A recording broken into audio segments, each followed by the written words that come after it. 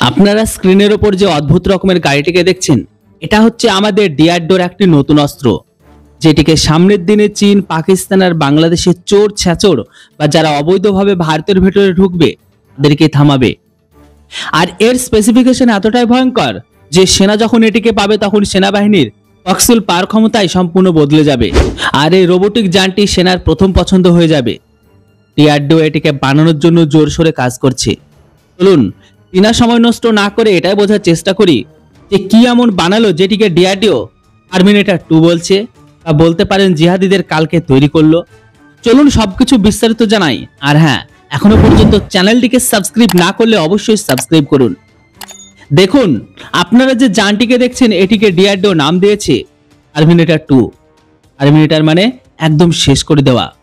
যে গাড়িটিকে দেখতে পাচ্ছেন, যেটা চাকাগুলো সম্পূর্ণ গোল গোল, এগুলো হাই স্ট্রেংথ স্টিল দিয়ে তৈরি। আর এটার উপর যে ট্রায়াঙ্গেল শেপের যে ডিজাইনকে দেওয়া হয়েছে, সেটা এই কারণে দেওয়া হয়েছে যেন এটি রাস্তাতে কখনো ফেসে না যায়। যেটিতে বিশেষ করে রাজস্থানী আর পাহাড়ি এলাকায়, জঙ্গলের মতো এলাকায় ডিপ্লয় করার জন্য সিদ্ধান্ত নিয়েছে, যেমনটা রাজস্থানের পোখরান আর কাশ্মীরের জঙ্গল এলাকায়। ডিআরডিওর তথ্য অনুসারে এই গাড়িটি 4x4 সিস্টেমের সাথে চলবে, মানে প্রত্যেকটা পায়ে মুভমেন্ট থাকবে, মানে এটা কোথাও যেন আটকে না যায়। আর এটার মাথার উপর যে আপনারা বন্দুকটিকে দেখতে পাচ্ছেন, এটা হচ্ছে 7.62x51 mm এর অটো ক্যানন গান, যেটি কয়েক সেকেন্ডের মধ্যে হাজারো গুলি চালাতে সক্ষম।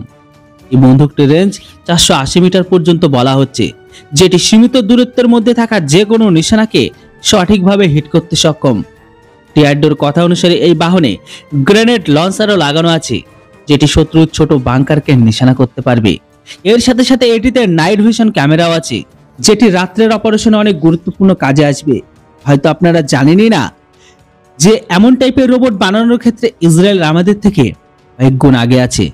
রিসেন্ট ইসরায়েল জাগুয়ার নামে একটি মিলিটারি রোবটকে বানিয়েছে, যেটিকে এতটাই অ্যাডভান্স বলা হচ্ছে, যেটি তার সাথে লেজার অস্ত্রকেও ক্যারি করতে সক্ষম। আর এই রোবটের দ্বারা ইসরায়েল তার শত্রুর ট্যাঙ্কে পর্যন্ত ধ্বংস করতে পারে। আজকালকার রোবটের প্রয়োজন এই কারণে বেশি, কেননা এই সমস্ত টাইপের রোবটগুলো যত দূর পর্যন্ত যেতে পারে, যেটা একজন সেনা কখনোই পারে না।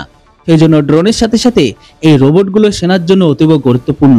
বন্ধুরা, ভারতের ডিআরডিও আমাদের টার্মিনেটর 2 বানানোর জন্য তাদের নামে কমেন্ট বক্সে একটি জয় হিন্দ অবশ্যই লিখবেন। আর ভিডিওর ইনফরমেশন ভালো লাগলে অবশ্যই চ্যানেলটিকে সাবস্ক্রাইব।